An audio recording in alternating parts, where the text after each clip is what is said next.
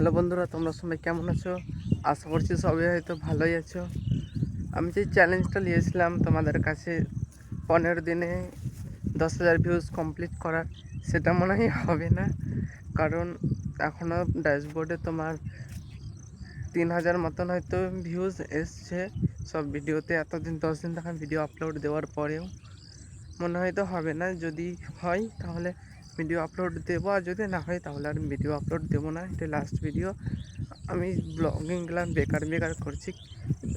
আমি জানছি যে ব্লগিংগুলো বেকার হচ্ছে, কিন্তু তবুও একটা ভিডিও করার যেটা শখ থাকে, সবারই থাকে, সেটাই করছিলাম কিছুদিন, 10 দিন যা হলো করলাম।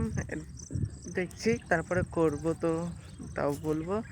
আর কমেন্টে যদি ভিডিও ব্লগিং যদি ভালো না লাগে, আমি জানছি আমার ব্লগিংগুলো ভালো লাগে, কিন্তু যদিও বা যেটা আপত্তি করে থাকে তাহলে তারা কমেন্টে একবার বলে দিও যে হ্যাঁ ব্লগিং ভালো হচ্ছে না, ব্লগ করা ছেড়ে দে, তো ব্লগিং ভালো লাগে না তোর ব্লগিং, তাহলে ব্লগিং ছেড়ে দেবো, ভিডিওই বানাবো না, ভিডিও করা ছেড়ে দেবো।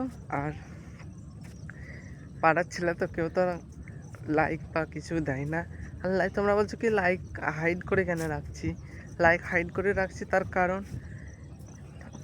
ভিউজ যদিও বা 200টা আসছে, তার চেয়ে ওপরে ভিউজ আসছে না।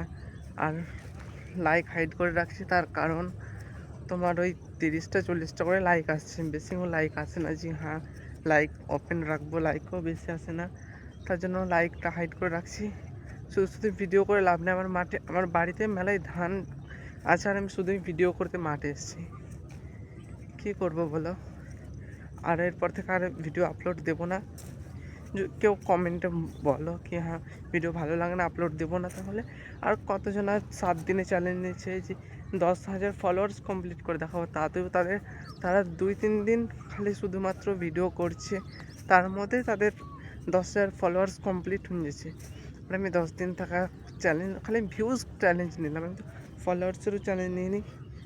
10,000 ভিউজ শুধু চ্যালেঞ্জ নিলাম, তবুও সেটা হলো না।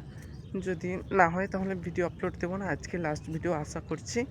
আর যদি ভিউজ আসে বা আর তো 4টে দিন আছে, 4টে দিনের মধ্যে যদি হয় কমপ্লিট, 10,000 ভিউজ যদি কমপ্লিট হয় তাহলে পরে আপলোড দিব আশা করছি। আর যদি না হয় তাহলে আপলোড দেবো না।